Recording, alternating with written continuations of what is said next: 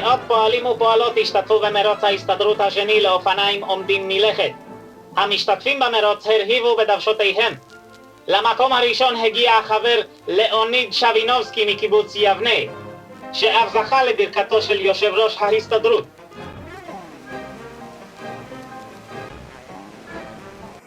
בגינסאות בתל אביב הוכרז על פתיחת הכשרה ארצית לנגני פלוגות. מיטב הפזמונאים והמפזמים של ארצנו ייתנו הדרכות נגינה על פסנתר צ'ייכי ועל מכשירי ניגון מאמריקה, הגיטרה ותופי הקצב, למען חיזוק רוחם של בני עמנו. בלוד העברית נערכה סדנה רבת משתתפים באומנות מניפת הקצב הברזילאית, הזומבה, ובכפיפות רב גידיות, הפילאטיס. לכל צורות הקהל הרב ביצעו המשתתפים תרגילי גוף שווי עין. כמה מהמשתתפים ביצעו תרגילים מסוג אירובי, וחיזקו את גפיהם במה שיסייע לאומה במאבק המזוין נגד גייסות הליגיון.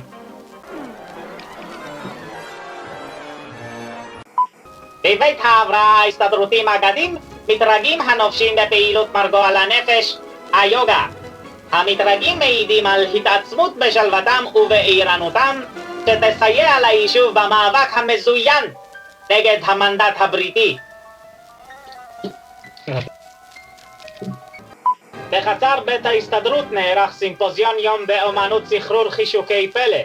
החברה צביה גדר היווה בניעה מעגלית של חישוקים בשלל צבעי הקשת לתשועותיהם של גדולים כקטנים שבאו מקרוב ומרחוק.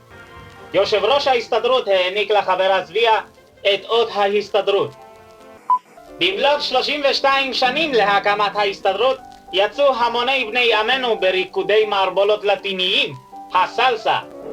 יושב ראש ההסתדרות בירך את המשתתפים ושיבח את כישרונותיהם.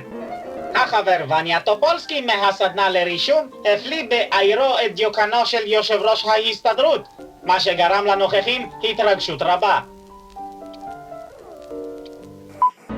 שלל פעילויות פנאי, כושר ותרבות ניתנות כעת ליישוב כאן די ארצנו, בהדרכתם של מדריכים פרופציונליים ובעלי מומחיות כבירה. פוזיטיב.